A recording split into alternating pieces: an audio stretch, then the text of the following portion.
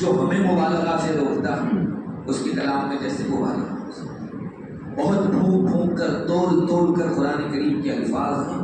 ماشاءاللہ علماء کی ایسی عکاسی اور آئینہ داری اس میں کی گئی ہے کہ ایک صاحب علم اگر ان آیات کو رسول اکرم صلی اللہ علیہ وسلم کی لسان رسالت سے صادر شدہ فرامین کو جو فضائل پر مشتمل ہے اپنی نگاہوں کے اندر رکھے، پیش نظر رکھے، انشاءاللہ یہ جو ہمارے دماغ میں دوسری چیزوں کی رنگینیاں بھر رہی ہیں یہ کافور ہو جائے، ختم ہو کر لے جائے. بہت آسان علاج ہے اس کا. پھر ہم علماء کو داخلی اور خارجی دونوں قسم کے فتنوں کا بھی سامنا ہے. بہت زندہ جامد قوم کہی جاتی ہے وہ جو اپنے بیچ پنپنے والے پھلنے پھولنے والے فتنوں پر نظر رکھے اور نصوص کی روشنی میں اس کا مداوع اختیار کرے، اس کا علاج کرے. جہاں تک خارجی فتنوں کی بات ہے اس پر کسی دلیل کی ضرورت نہیں ہے کہ آئے دن دنیا میں گناہوں کی ریل پیل ہو گئی، مناکیر اس قدر کثرت سے ہو رہے ہیں. حضرت مولانا محمد تقی صاحب، مفتی تقی صاحب دامت برکاتہ ان کی ایک تعبیر بہت بہترین ہے. فرماتے ہیں کہ بازار میں جاؤ تو نگاہ کو پناہ ملنا مشکل، آپ کسی کا بچا نہیں سکتے اپنی نگاہ، ہر چار طرف فتنوں کا بول بالا ہے. مناکیر معاشرے کو خون کی طرح کھائے جائے، رسم و رواج سے لے کر بدعت و منافقت تک، زندقہ تک اب معاملہ پہنچ گیا. اس پر کسی دلیل کی ضرورت نہیں ہے. اور ایک بات یقین جانیں، ان مناکیر کی روک تھام اپنی زبان سے کرنا علماء کا فریضہ. نبی اکرم صلی اللہ علیہ وسلم کے اس مشہور ارشاد جس میں آپ نے فرمایا ہے کہ جو آدمی کوئی گناہ دیکھے تو اسے چاہیے کہ وہ اپنے ہاتھ سے اس کی روک تھام کرے، اگر اس پر قادر نہ ہو تو زبان سے، اور اگر اس پر بھی قادر نہ ہو تو اپنے دل سے اس کو برا سمجھے. وذالک اضعف الایمان. علماء نے اپنی کتاب میں لکھ رکھا ہے کہ ہاتھ سے روک تھام کرنا یہ سلاطین اسلامیہ کا فرض ہے. جن کے ہاتھ میں اختیار ہے، جن کے پاس پاور ہے، وہ حضرات اپنے ہاتھوں سے روکیں، یعنی تنفیذ اور امضاء کی قوت استعمال کریں. اور زبان کے ذریعے سے مناکیر کی اصلاح علماء کا فرض ہے.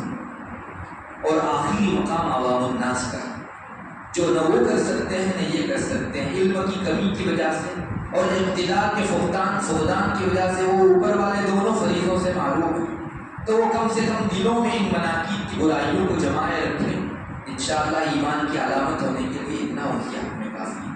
یہ جو تقسیم کی گئی ہے اور نہایت ہی فقیہانہ شان رکھنے والے ہمارے کبار نے یہ تقسیم فرمائی ہے، تو اس پس منظر میں اگر ہم لوگ دیکھتے ہیں تو لوگوں میں پھیلنے والی برائیوں کو کی روک تھام کا فریضہ منحصر ہو کر علماء میں رہتا ہے. اور وجہ بھی یہ ہے کہ امر بالمعروف آسان ہے، نہیں عن المنکر مشکل ہے. اس کی ایک بنیادی وجہ یہ بھی ہے کہ نیکیوں کو بتانا ما لہو و ما علیہ نہیں رکھتا. ہر موقع سے آپ نیکیوں کی ترغیب، تلقین، ہدایات کر سکتے ہیں، لیکن مناکیر کی روک تھام ایک اتنا سنگین اور پر نزاکت موقع ہے کہ اگر معمولی سی گڑبڑی ہو گئی تو بجائے فوائد کے مضرات کا سامنا کرنا پڑتا ہے. آپ کو معلوم ہونا چاہیے علماء نے نہیں آتی منکر کے بھی 5 درجات کیے ہیں، جیسے ساری عبادات کے 5 درجات. بعض موقعوں پر جو عام حالات ہیں نہیں آتی منکر خاص افراد کے لیے فرض ہے، بعض موقعوں پر واجب ہے، بعض موقعوں پر یہ مکروہ تک ہو جاتا ہے، اور بعض مقام پر نہیں آتی منکر حرام ہے. علماء نے لکھا ہے کہ اگر کوئی شخص کسی منکر میں پڑا ہوا ہو، کسی گناہ میں، فسق میں، فجور میں پڑا ہوا، آپ اگر اس کو روکنے جائیں گے آپ کا ظن غالب ہے کہ یہ کفر اختیار کر دے گا. آپ کے لیے منع ہے کہ اس موقع پر اس کو کم سے کم گناہ پر رہنے دو، کفر کی طرف مت لے جاؤ، سبب نہ بنو اس کے کفر. بہت باریکیاں رکھتا ہے.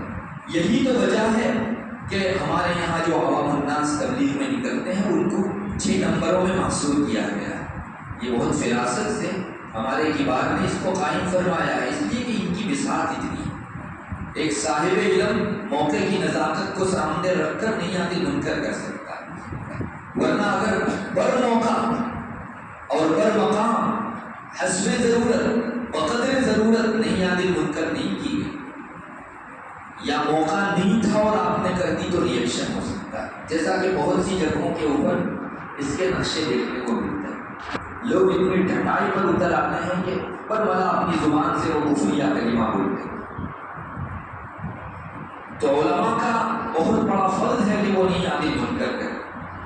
عوام میں پھیلنے والی ہر برائی کے حوالے سے ہم لوگ مسئول ہیں۔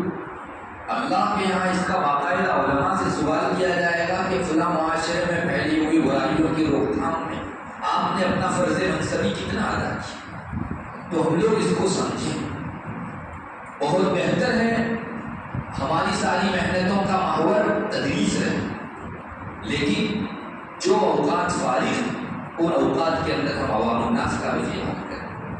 حضرت علامہ کشمیری رحمۃ اللہ علیہ کے حوالے سے ہم نے بڑوں سے سنا، حضرت آخری عمر میں فرمایا کرتے تھے کہ ارے ہماری تو عمر قال ابو حنیفہ کذا اور قال مالک کذا قال احمد کذا میں گزر گئی اور عوام الناس ارتداد کا شکار ہوتی۔ بہت بڑا سبق ہے ہمارے لیے، حالانکہ حضرت نے بڑی خدمات کی لیکن بڑوں کی شان بڑی ہوا کرتی ہے، وہ سب کچھ کر کے کچھ نہیں کیا، اس طرح کا احساس اپنے اندر رکھتے ہیں۔ حضرت کا یہ مقولہ ہم سب کے لیے مشعل راہ ہے، اور واقعہ یہ ہے کہ ہماری ساری محنتوں اور جفاکشی کا میدان صرف اور صرف تدریس رہی، اس درجہ کے عوام کا حق ظاہر ہوا تو پھر اپنے فرض منصبی کو صحیح طریقے پر ہم لوگ ادا کرنے والے ہیں۔ اس لیے کہ ان حضرات کو برائیوں سے اور کون روکے، اور یہ ریلا کل وہاں ہے، آج ہمارے پاؤں تلے بھی آ سکتے ہیں۔ اس لیے علماء اس کو اپنا فرض سمجھیں، وعظ و نصیحت، ارشاد، بیانات، خطابات اس کو اتنا مؤثر بنائیں کہ آپ کا مجمع 10-15 منٹ جو آپ کو دے رہا ہے شروع مجلس میں بالکل خالی ذہن تھا اور ایک اچھا پیغام لے کر آپ کی مجلس سے اٹھے۔ اس دور انٹرنیٹ میں اب وہ قصے، کہانیاں اور گا کر بیانات کرنا، ان سب چیزوں کا ذوق اب نہیں رہا۔ پہلے مجلسیں کروائی جاتی تھی، اب تو اتنا کمپرومائز ہو گیا ہے کہ آپ اگر صحیح چیز انہیں نہیں دیں گے تو مجمع آپ کی بات نہیں سنتی۔ ایک آدھ مرتبہ شاید وہ آ جائے، چونکہ نیٹ پر مختلف قسم کی چیزیں آتی ہیں، لوگوں نے چند چیزوں کو پیش نظر رکھ کر اپنے لیے ایک نیا معیار قائم کیا، اور وہ یہی ہے کہ جہاں ضرورت کی چیز ملتی ہے اس جگہ لوگ لبک کر جائیں۔ اس کی اپنی جاذبیت ہے۔ ایک مجمع کو ضرورت تھی فلاں خاص باب میں احکام کی، آپ نے عین وہی چیز دی اور بہترین انداز میں دی، یہ مجمع آپ کا شیدائی بنے گا۔ دوسری مرتبہ آپ کے لیے افادے کی راہیں آسان ہوگی، اور عوام جو اس وقت کٹ رہی ہے علماء سے اور منقطع ہو رہی ہے، انشاءاللہ یہ شکوہ کافی حد تک ختم ہو جائے گا۔ بہت ضرورت ہے کہ ہم لوگ خاص کر کے جمعہ کے بیانات کے موقع سے جو 10-15 منٹ پاتے ہیں، پیش تیاری کر کے عوام کو ان کی ذوق کی نہیں ضرورت کی چیزیں، ان کے ذوق کی رعایت وقتی طور پر واہواہی لاتی ہے، شہرہ لاتی ہے، اور پھر جو ہے تاثیر کے نام سے وہاں صفر ہوتا ہے۔ پیش تیاری ہونی چاہیے اور ان کی ضرورت کی چیزیں انہیں دی جانی چاہیے۔ بحمدللہ اسلامی تعلیمات کا ذخیرہ اس درجہ ہمارے پاس موجود ہے کہ کوئی منکر نہیں جس کے بارے میں تفصیلی نصوص ہمارے پاس موجود ہے۔ ڈھونڈنے کی ضرورت ہے، ترتیب دینے کی ضرورت ہے، اور ایک بہترین اس انداز میں خطاب کی ضرورت ہے۔ لوگوں کی عقلیں اور سطح ذہن جس درجہ بنی ہوئی ہے، کلم الناس علی قدر عقولہم، یہ ہمیشہ کے لیے۔ اس وقت کا کریز بدل چکا ہے، لوگوں کے دینیات کے سمجھنے کا ایک خاص ویژن بن چکا ہے۔ جب تک دائرے شریعت میں رہ کر آپ چینجز کر سکتے ہیں کیجیے اور لوگوں کو دیجیے۔ ہاں، ان اسباب کو اختیار کرنے کی ضرورت نہیں ہے جو شرعی اصول سے ٹکراتے ہیں۔ معصیت کبھی بھی اشاعت اسلام کا ذریعہ نہیں بنی، اور اس راہ سے اگر وقتی طور پر آپ کو کچھ فائدہ نظر آئے بھی تو جس درجہ فائدہ ہوگا اس سے ڈبل نقصان ہوگا۔ میں بہت مبہم انداز میں اس بات کو آپ کے سامنے رکھ رہا ہوں، اس کے کئی جزیات ہیں، آپ حضرات اس کی تفصیل نکال سکتے۔ بہرحال نہیں آنے منکر کا شعبہ ہمیں ہاتھوں ہاتھ اٹھانے کی ضرورت اور اس سلسلے میں بہت متنبع ہونے کی ضرورت ہے۔ علماء سر جوڑ کر بیٹھے ہیں، معاشرے میں پھیلے ہوئے مناہی و مناہی کی ایک فہرست تیار، اس بارے میں اسلامی تعلیمات میں ہمارے لیے کیا کیا روشنیاں ہیں ان کو جمع کیا جائے، ان کے اسباب تک رسول اللہ صلی اللہ علیہ وسلم نے بیان فرمائے ہیں، اور ان کا مداوع اور علاج کیسے ہوگا اس کی بھی تفصیل موجود ہے۔ پیشین گوئیوں کا اتنا بڑا حصہ ہمارے پاس موجود ہے کہ آپ کو پھیلنے والے کون سے منکر کے سلسلے میں نصوص میں تصریح چاہیے۔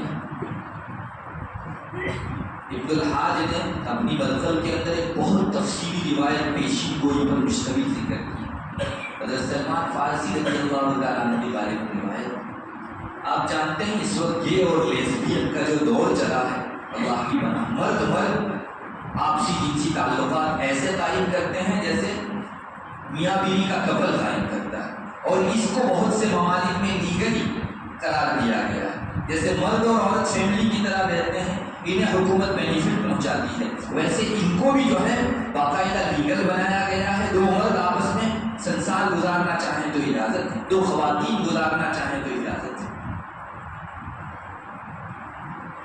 اور ہو رہا ہے۔ رسول اللہ صلی اللہ علیہ وسلم نے 1400 سال پہلے حضرت سلمان فارسی رضی اللہ تعالیٰ عنہ کی اس روایت کو ہم لوگ پڑھتے ہیں تو پڑھ اٹھتے ہیں۔ نہ صرف یہ کہ اس کی نشاندہی فرمائی ہے، تفصیلات ذکر فرمائی ہے کہ آئندہ زمانہ وہ آئے گا جس میں مرد آپس میں جو ہے سنسار میں جڑے ہیں، دو خواتین جڑے ہیں، اور آپ نے یہاں تک فرمایا کہ جیسے مرد کو اپنی بیوی اگر کسی کے ساتھ بات چیت کرتی ہے یا ہنسی خوشی رہتی ہے تو ایک غیرت آتی ہے، ایک مرد کو دوسرے اس مرد پر غیرت آئے گی جس کے ساتھ وہ اس غلط عنوان سے جڑا ہوا ہے۔ یہاں تک کی تفصیلات موجود ہیں۔ عوام الناس کے بیچ اس چیز کی قباحت کو ذکر کیا جانا چاہیے۔ بات یہ ہو رہی ہے کہ ادھر سے ان کی تعلیمات بڑے زور و شور سے آ رہی ہے، اور ہماری طرف سے اس کا جو ڈیفینس ہونا چاہیے، جو دفاع ہونی چاہیے، اور نصوص کی روشنی میں مضبوط سے مضبوط ترین ڈیفینس ہونا چاہیے، وہ اگر کسی درجے میں ہو رہا ہے تو اس کا اعتراف ضرور کرنا پڑے گا کہ ہماری جہت کمزور ہے۔ الحمدللہ نصوص میں آپ پیش کیجئے اور بہترین ترتیب و انداز سے پیش کیجئے۔ ایک عامی اگر اس غلط تعلیم سے متاثر ہو رہا ہے تو اس مؤثر تعلیم سے کیوں متاثر نہیں ہوگا جو اتنی ہی ہے اثر ڈالنے کے قرآن کی اپنی تاثیر، اور بہت مجرب سمجھا گیا ہے اس کو کہ آپ عوام الناس کے درمیان میں جب تک نصوص سے کام لے سکتے ہیں، آیات قرآن یا احادیث مبارکہ سے آپ کام لیجیے، اس کا اپنا ایک اثر ہے۔ ہاں پھر اس پر کوئی معاشرے میں چلنے پھرنے والا ایسا جزئی درجے کا منکر ہو کہ جس کی تصریح حدیث شریف میں نہیں ملتی، آپ جوڑ کے اس کو حدیث شریف کے ساتھ کر دیجیے، آیات کے ساتھ کر دیجیے۔ ایک عامی اثر لیے بغیر نہیں رہ سکتا۔ قرآن و حدیث کی اپنی تاثیر، بہرحال یہ خارجی جو فتنے ہیں کوئی مشکل نہیں ہے، اس کا مداوع یہی وہ تعلیمات ہے جس نے اس دور کی اصلاح کی تھی جس کا عنوان ہی دور جاہلیت ہے، اور وہاں کوئی اور تعلیم نہیں تھی، یہی تعلیمات تھی، یہی نصوص تھے۔ اور امام مالک رحمۃ اللہ علیہ نے موطا میں وہ مشہور اثر نقل فرمایا ہے، وہ ہمارے لیے بڑا مینار نور اور مشعل راہ ہے، لن يصلح آخر هذه الأمة إلا بما صلح به أولها۔ فنکشنوں سے، جلسوں سے، پروجیکٹروں سے، چینلوں سے اسلام نہیں بنا، انہی طریقوں سے آخر امت کی اصلاح ہو سکے گی، جن طریقوں سے ابتدا میں اصلاح ہوئی تھی۔ یہی وہ تعلیمات جو رسول اللہ صلی اللہ علیہ وسلم کی مجالس کے اندر بار بار آئی، کبار نے ان کو اپنی مجلسوں کے اندر لا کر اپنی مجالس نصوص سے معمول فرمایا۔ ماشاءاللہ خلقت کی خلقت اصلاح پذیر ہو گئی۔ آج بھی وہی طریقہ ہے، آپ نصوص کو مؤثر انداز میں ان کی سطح ذہن کو سامنے رکھ کر ذکر کیجیے، انشاءاللہ عامی اثر یہ بغیر نہیں رہ سکتا۔ یہ جتنی بھی دنیا کی تعلیمات ہیں ان کا اثر ایک ہنگامی جوشیلا ہے۔ سوڈا اگر آپ کسی گلاس میں بھریں گے تو اول واحلے میں نظر آئے گا کہ لبریز ہو گیا ہے گلاس، لیکن تھوڑی دیر جانے دیجیے اس کی سطح پست ہو کر اتنی نہیں جائے۔ یہاں جتنی بھی مادیات و اسباب کی دنیا ہے ان کی تاثیر اور قرآن و حدیث کی تاثیر کچھ کہنے کی ضرورت نہیں ہے. صحابہ کی جو جماعت پیدا ہوئی تھی آج تک اصلاح ہوئی ہے اسی طریقے سے ہوئی ہے. اس لیے اس چیز کو بھی پیش نظر رکھیں. جہاں تک داخلی فتنوں کی بات ہے تو اس سلسلے میں بھی نصوص میں ہمارے پاس بڑی تعلیمات موجود ہیں. علم کا یہ شعبہ بھی زوال پذیر ہوگا، برائیوں کا شکار ہوگا. رسول اللہ صلی اللہ علیہ وسلم نے بہت ساری احادیث نے اس سلسلے کی پیشین گزر اور شیطان بڑا ہوشیار ہے. وہ یغلق خیرات کو نہیں اٹھاتا، اس کا کوئی ایسا متبادل پیش کرتا ہے جس میں لوگوں کو مشغول کر کے بڑی خیر سے محروم کرتا ہے. اور یہ میں نہیں کہتا، روایات میں باقاعدہ اس چیز کو کمپیئر کر کے الگ تقابل ذکر کیا گیا ہے. وہ روایات کو پیش نظر رکھتے ہیں تو اندازہ ہوتا ہے کہ آثار میں اور نبی اکرم صلی اللہ علیہ وسلم کی احادیث میں بیان کرنے کے لیے کچھ نہیں چھوڑا گیا.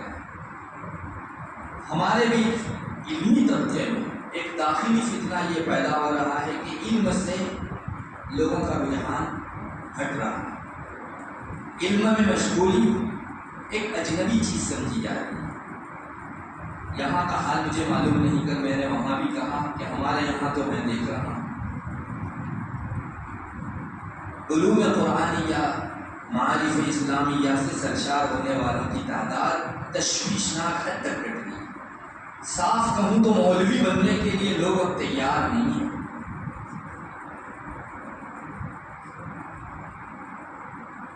نبی اکرم صلی اللہ علیہ وسلم نے اس سلسلے میں بھی پیشی گوئیاں فرما رکھی.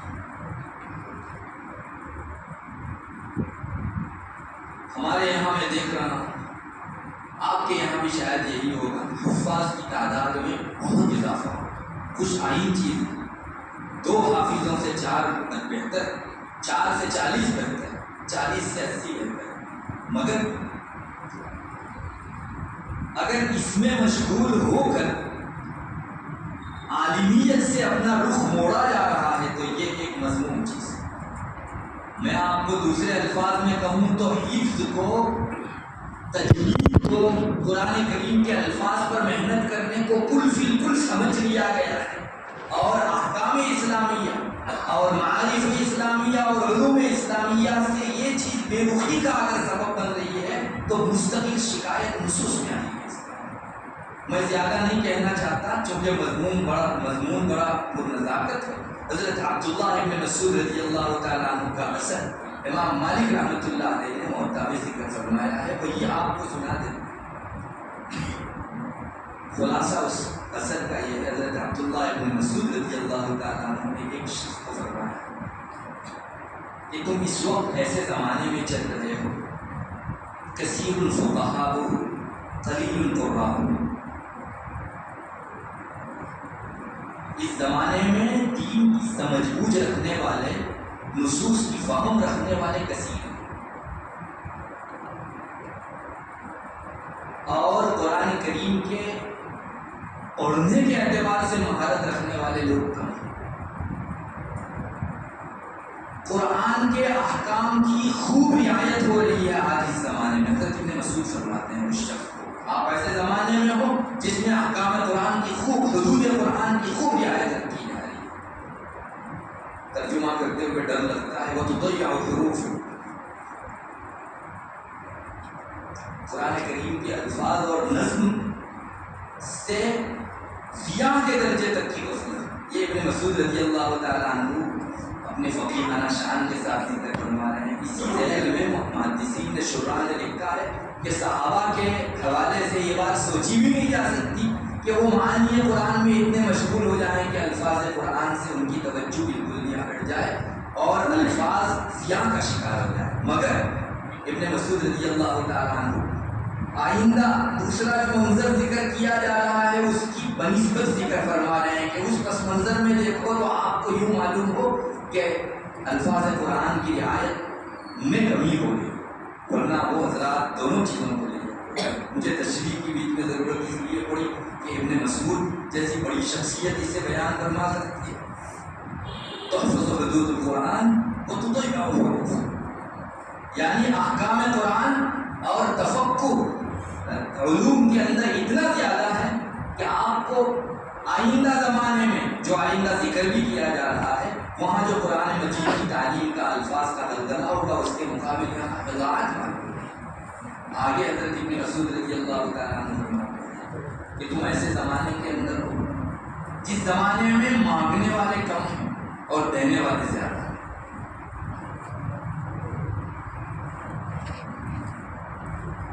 آگے فرمایا تم ایسے زمانے میں ہو جس میں نمازیں لمبی پڑھی جاتی ہیں اور خطبے اور بیانات مختصر ہیں۔ آئندہ تم پر ایسا زمانہ گزرنا ہے۔ پھر حضرت ابن مسعود نے اوپر والی ساری چیزوں کا برعکس ذکر کیا۔ قلیل فقہاء کثیر القراء، آپ تقابل دیکھیے اور خیر القرون وہ تھا اور جو زمانہ قیامت سے قریب ہوتا جائے گا خیرات کم ہوتی جائے گی، اس کو بھی پیش نظر رکھیے۔ تو ابن مسعود رضی اللہ تعالیٰ عنہ فرماتے ہیں تم آئندہ ایسا زمانہ دیکھو گے یا آئندہ ایسا زمانہ آنے والا ہے جس میں قراء بکثرت ہوں گے، یعنی الفاظ قرآن پر محنت کرنے والوں کی کثرت ہوگی اور دین کی سمجھ بوجھ رکھنے والوں کی تعداد گھٹے گی۔ اس دن مانگنے والے زیادہ ہوں گے اور دینے والے کم ہوں گے۔ خطبے لمبے لمبے پڑھے جائیں گے، بیانات و وعظ لمبے لمبے ہوں گے اور نماز مختصر سے مختصر کی جائے گی۔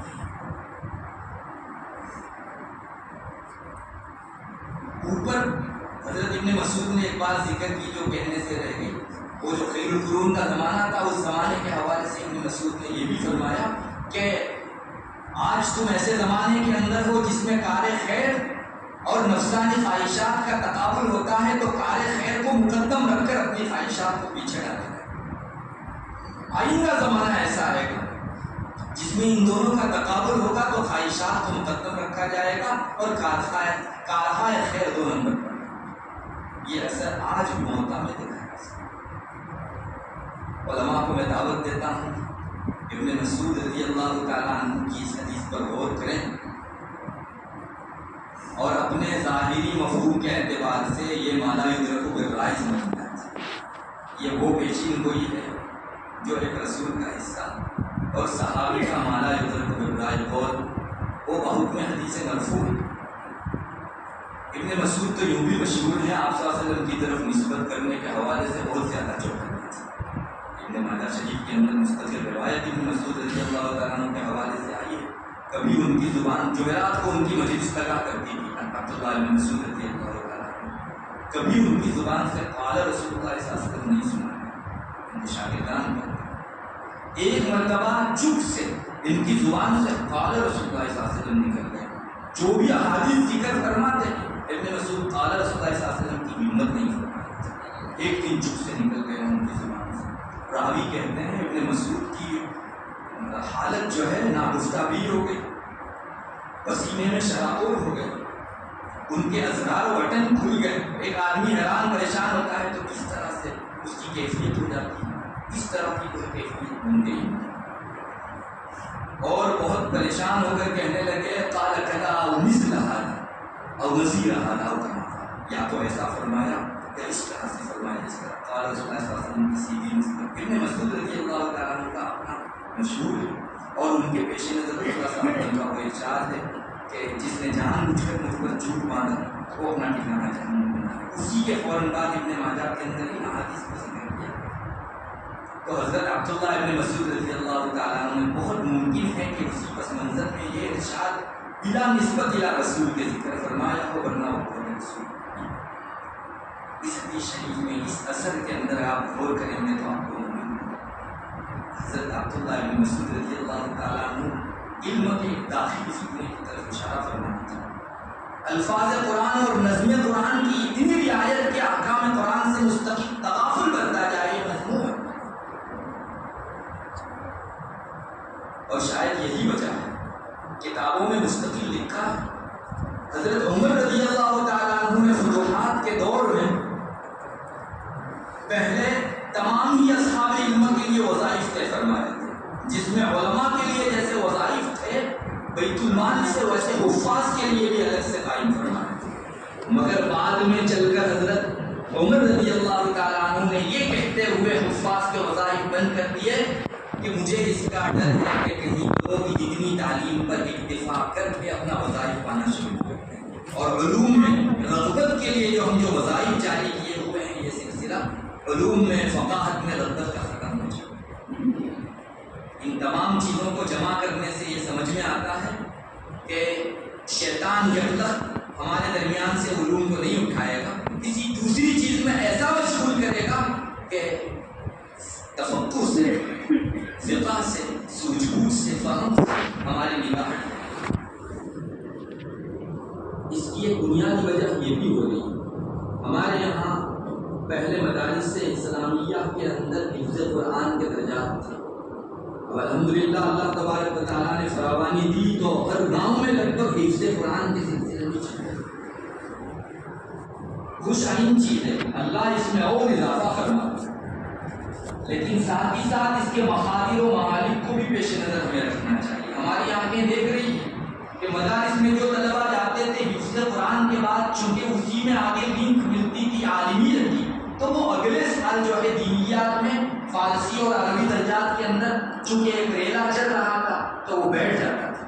اب یہاں گاؤں سے اٹھ کر اس کو مدارس کی ہاسٹل میں مستقل جانا اور وہاں عالمیت کے لیے اپنے آپ کو تیار کرنا مشکل ہو جا رہا ہے، اور خاص کر کے ہمارے والیوں کی نگاہیں، عوام ذمہ داران کی نگاہیں عصری تعلیم سے ایسی خیرہ ہو گئی ہیں کہ یہ جملہ کہنے کو جی چاہتا ہے کہ ان کے یہاں گریجویشن نہیں ہے تو روزی، انہوں نے اس میں منحصر کر لیا ہے کہ اگر آپ پڑھاؤ گے نہیں بھوکے مرو، یہاں تک مینٹالٹی بن چکی ہے۔ اسی لیے وہ حفاظ مدارس میں نہیں آ رہے، جب نہیں آ رہے ہیں تو عالمیت کے لیے جن افراد کی ضرورت تھی ان افراد میں لامحالہ لازمی طور پر منطقی نتیجے کے طریقے کے اوپر کمی آ رہی ہے۔ یہ بنیادی وجہ پر اس طرف اتفاق کی ضرورت ہے۔ بہت اچھا ہے، حفظ قرآن کے پیچھے جب محنت ہو رہی ہے تو ہم ان طلباء کی مستقل ذہن سازی کریں اور ان کو عالمیت کے اندر داخلہ دیں، ورنہ وہ شکل کہیں سامنے نہ آ جائے قلیل الفقہاء کثیر الفقہاء۔ ہمیں ایک دوسرے فتنے کا بھی سامنا ہے۔ میں نے جیسا کہ آپ کو بتایا، شیطان یکلخت اس چیز کی دعوت نہیں دے گا کہ تم علوم شرعیہ سے تغافل برتو، بے رخی کرو، اعراض کرو، وہ کسی دوسرے آپشن میں مشغول کرتا ہے۔ اس وقت یہ بھی بہت چل رہا ہے کہ ہمارے یہاں مدارس کا جو ایک خاص نصاب تھا چند سالوں پر مشتمل، جس میں طالب علم کو تدریجی طور پر خاص تعلیم بھی دی جاتی تھی اور اس کی ذہنی تربیت بھی کی جاتی تھی، ان سالوں میں اب کٹاوا ہو رہا ہے۔ ہمارے یہاں پارٹ ٹائم مدارس برساتی مینڈر کی طرح ہو گئے، برساتی مینڈر کی طرح ہر گلی میں 5 سال میں 4 سال میں تکمیل کرا دینے والے مدارس۔ یہ عجیب کشمکش کی حالت ہے۔ جو طالب علم 7 سال میں اپنا نصاب مکمل کرتا تھا، وہ 4 سال میں مولویت کا نصاب کیسے پورا کر سکتا؟ بہت کمی آ گئی، جبکہ اس کے بالمقابل ہم لوگ دنیاوی تعلیم کو دیکھتے ہیں تو وہاں سال آئے دن بڑھ رہے ہیں، اور وہاں بڑی خوشی سے لوگ جو ہے سال بڑھ رہے ہیں۔ وہاں کے شعبوں میں جو توسیع ہو رہی ہے کسی کی نگاہ سے مخفی نہیں ہے۔ میں ایک موٹی مثال دیتا ہوں، پہلے ڈینٹسٹ کا ایک شعبہ ہوا کرتا تھا، ایک ڈینٹسٹ شیخ الکل بالکل ہوا کرتا تھا، کیا داڑھ نکالنا، کیا دانت نکالنا، کیا مختلف ٹریٹمنٹ کرنا، سب وہی کرتا ہے۔ لیکن اب وہ یہ رہا ہے کہ وہاں شعبے ہو گئے، اتنے سال کی تعلیم پر آپ کو فقط او پی ڈی چلانے کی اجازت ہے، آپ پرسکرپشن لکھ سکتے ہیں، آپ کو اگر دانت کی سرجری کرنی ہے تو مزید 2 سال لگانا ہے۔ صرف دانت کی اسپیشلسٹ الگ بن رہے ہیں اور داڑھ نکالنے کے آپ دیکھیں گے چند سالوں کے بعد جو دانت نکالتا ہے اسے ممکن ہے کہ حکومتی طور پر اس کی ممانعت کر دی جائے کہ جب تک تعلیم کا وہ دوسرا مرحلہ پورا نہ کرے تو داڑھ پر آپ کام نہیں کر سکتے۔ کھل چکے ہیں ایسے کلینک جو صرف دانت کا علاج کرتے ہیں، داڑھ کا بھی۔ ہمارے یہاں تعلیم مکمل کر کے اب رشیا، کینیڈا، آسٹریلیا جانے کا کریز چل پڑا ہے، نوجوان لڑکیوں کو ماں باپ مسلمان بیچتے ہوئے دلیل نہیں کرتے، جبکہ یہاں کی تعلیم کے اوپر اکتفا کرتے ہوئے یہی ڈاکٹر بن جاتے تھے، پروفیسر بن جاتے تھے، انجینئر بن جاتے تھے۔ میں کہنا یہ چاہ رہا ہوں کہ وہاں تو سال بڑھ رہے اور ہمارے یہاں جو ایک بنیادی خاکہ تھا وہ بھی مجبور ہو۔ اور سچی بات یہ ہے کہ تعلیمی پختگی نہ آنے کی وجہ سے 4 یا 5 سال میں ان کو جو جس شان پر رہنا چاہیے وہ حاصل نہ ہونے کی وجہ سے ان میں بنیادی کمزوریاں رہ جاتی۔ میں دوسرے الفاظ میں کہوں عالمانہ شان پیدا نہیں ہو سکتی۔ یہ شخص جب منبر پر سے بیان کرے گا تو لوگ تو اسی لحاظ سے لیں گے کہ ایک صاحب علم بیان کر رہا ہے، اور علمی پختگی نہ ہونے کی بنیاد پر وہ ایسی غلطیاں کرے گا جس سے پورا طبقہ علماء مجبور ہوگا، اور ہو رہا ہے۔ جزوی طور پر یہ چیز شروع ہو چکی ہے۔ جب صاحب علم ہونے کی حیثیت سے وہ غلطیاں کرے گا تو پھر یہ چیز فتنوں کا ذریعہ بنے گی، اور رسول اللہ صلی اللہ علیہ وسلم کا وہ ارشاد من عندہم تخرج الفتنہ وفیہم تعود کا سما سامنے آئے گا۔ علماء کا تذکرہ کرتے ہوئے مشکوٰۃ شریف میں حدیث موجود ہے، اس آسمان کے چمڑے کے نیچے علماء سے بدترین کوئی جماعت نہیں ہوتی، انہی سے فتنے اٹھیں گے اور انہی میں جا کر لوٹیں گے، یعنی مرجع بھی یہی ہوں گے اور ماخذ و مصدر بھی یہی فتنوں کے۔ صاف الفاظ میں صلی اللہ علیہ وسلم کی جگہ، تو ان چیزوں میں مشغول کر کے جو ایک بہترین تعلیمی خاکہ اور سلسلہ تھا اس سے کافی درجے تک غافل کر دیا، اور ایک نیا کریز آ رہا ہے اسٹڈی کر کے علماء بننا۔ آپ کو شاید معلوم ہے یا نہیں، بہت ساری کلاسیں آن لائن کھل چکی ہیں، جس میں جیسے کالج کا ایک پروفیسر تھوڑا بہت اس ٹاپک پر پڑھایا نہیں پڑھایا اور حوالہ دے دیتا ہے کہ فلاں فلاں کتاب کے اندر جا کر دیکھ لو، فلاں فلاں کلپیں سن لو، اور پھر اس میں باقاعدہ تکمیل کرنے کے اوپر سندیں بھی دی جا رہی ہے، اور اس کو مولوی کی حیثیت سے دیکھا جا رہا ہے۔ مجھے بتائیے اس سے ناشی خطرات کتنے نکل رہے ہیں، ہم سوچ نہیں سکتے۔ جس کا منہ نہیں دیکھا، کبھی آمنا سامنا نہیں ہوا، صدرم بصدرین علوم کے استفادے کا موقع نہیں ملا، اس شخص کو سند عالمیت دیے جانے کے بعد کیا نہیں ہوگا وہ قابل استدلال۔ اللہ تعالیٰ حفاظت سے یہ شان گھٹ چکی ہے، اور ایسا ہوگا کہ سچی فقاہت رکھنے والے لوگوں کی کمیاں ہیں۔ الحمدللہ رسول اللہ صلی اللہ علیہ وسلم نے سارے مرحلوں کے متعلق اپنی زبان رسالت سے نص فرما دیا۔ ہم چھوٹے کوئی چیز بولتے تو اعتراض کی بات تھی، رسول اللہ صلی اللہ علیہ وسلم نے اس زمانے میں فرمایا۔ ابن حجر ہیثمی رحمۃ اللہ علیہ ابو امامہ رضی اللہ تعالیٰ عنہ کی روایت ذکر فرمائی، یہ تفصیلی روایت، اس روایت میں آگے چل کر آپ صلی اللہ علیہ وسلم کا کچھ اس طرح کا ارشاد ہے، ہر چیز کا ایک عروج ہوتا ہے اور ہر چیز کا ایک سوال ہوتا ہے، لکل شیء اقبال و ادبار۔ آپ نے یہ فرمایا ہر شعبے کا، ہر ڈپارٹمنٹ کا، ہر چیز کا ایک عروج اور ایک سوال ہوا کرتا ہے۔ میرے اس دین کا عروج وہ تعلیمات ہیں، وہ علوم ہے، وہ وحی ہے جس کو لے کر میں آیا۔ آپ صلی اللہ علیہ وسلم کے ارشاد کا خلاصہ ذکر کر رہا ہوں، جو ابن حجر ہیثمی نے اپنی ایک مستقل رسالے میں اس کو ذکر کیا۔ آپ صلی اللہ علیہ وسلم نے کچھ اس طرح ارشاد فرمایا، ہر چیز کا ایک عروج ہوتا ہے، ہر چیز کا ایک سوال ہوتا ہے۔ میں جس دین کو لے کر آیا ہوں اس کا عروج یہ ہے، وہ تعلیمات ہیں، وہ شرعی علوم ہیں جن کو لے کر میں آیا ہوں۔ یہاں تک کہ ان علوم کے حاملین پورے کے پورے قبیلے ہوا گئے، اور جنہوں نے تفقہ حاصل نہیں کیا پوری برادری میں 1 یا 2 رہ جائیں گے۔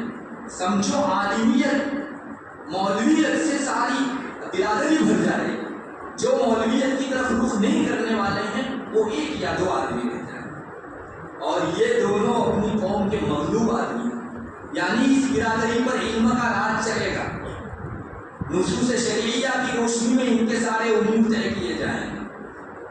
آگے روایت میں 3 الفاظ ذکر کیے، مغلوب ہوں گے، بے آواز ہوں گے، وغیرہ وغیرہ، آپ نے 3 تعبیرات اختیار کی۔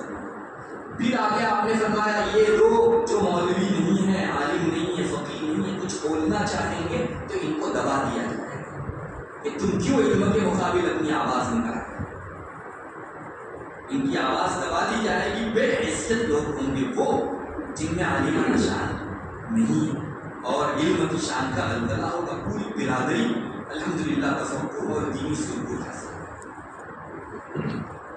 آگے بھی آپ صلی اللہ علیہ وسلم نے بھی چیزیں اور ذکر فرمائی۔ پھر آگے آپ نے فرمایا اس دین کا زوال یہ ہے کہ قبیلے میں سب کے سب فقاہت سے ہٹے ہوئے دینی سجود سے کنارے پر ہوں گے، صرف پورے قبیلے میں ایک یا دو فقیر باقی رہتے اور یہ دونوں اپنے قبیلے میں مغلوب ہیں، ان کی آواز دبا دی جائے گی، بے حیثیت ہوں گے۔ یہ دونوں اگر کوئی چیز بولیں، کہیں، لوگوں کو متنبہ کریں تو ان کی آواز دبا دی جائے گی اور جو ہے بے حیثیت کر دیا جائے گا۔ اور اس کی جگہ ٹکڑا یہ بھی ہے، لوگ کہیں گے کیوں تم ہمارے طرز معیشت کے اوپر اعتراض کرتے ہو، تعان لعن کرتے ہو۔ مولوی لوگ اتنے بے وقت ہوتے ہیں، یہ رشتہ ساتھ۔ آگے آپ نے فرمایا یہاں تک کہ پھر شراب خوب پی جائے گی اور شراب کا نام بدل کر لوگوں میں یہ منکرات چلیں گے۔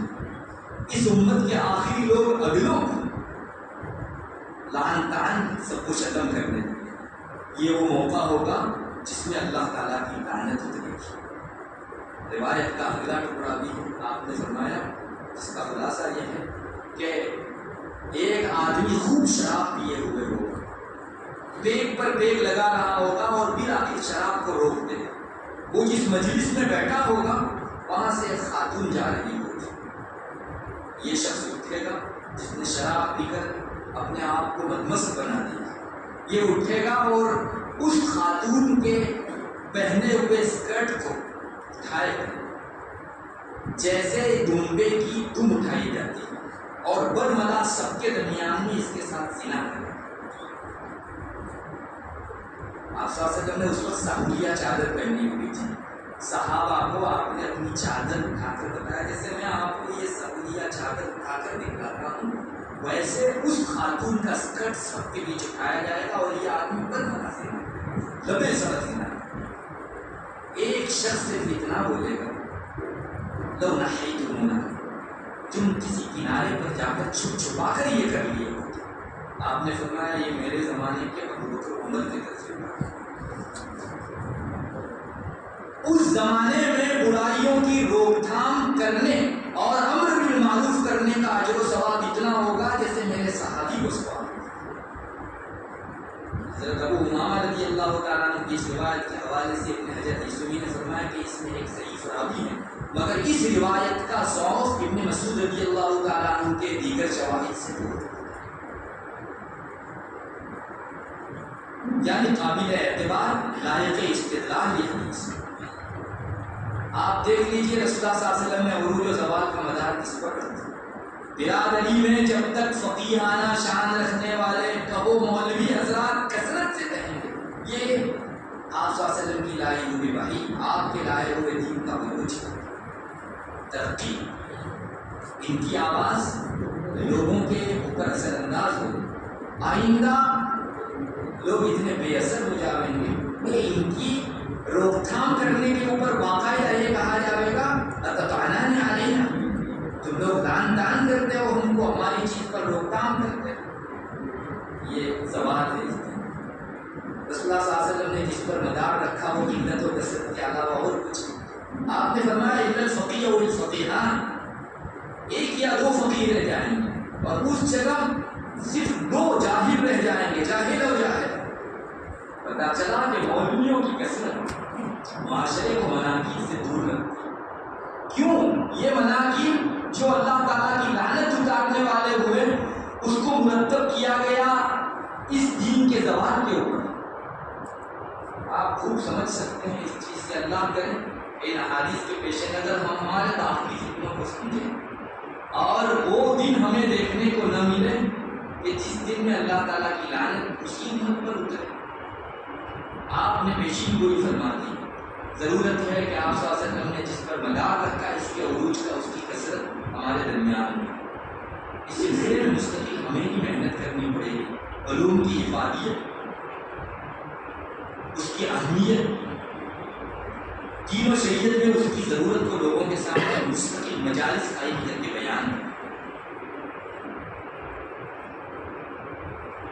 ایک چیز یہ بھی ہمارے طبقہ علماء کے درمیان میں زوال کی کہ پڑھنے پڑھانے والے بہت ہیں مگر عمل کرنے والے علماء۔ مشکات شریف میں روایت موجود ہے، حضرت زیاد بن لبید رضی اللہ تعالیٰ عنہ وہ روایت بیان کرتے ہیں، ایک مرتبہ رسول اکرم صلی اللہ علیہ وسلم نے کچھ مضمون ذکر فرمایا، اس مضمون کے آخر میں یہ فرمایا کہ یہی وہ زمانہ ہوگا کہ جس میں علم اٹھا لیا جائے۔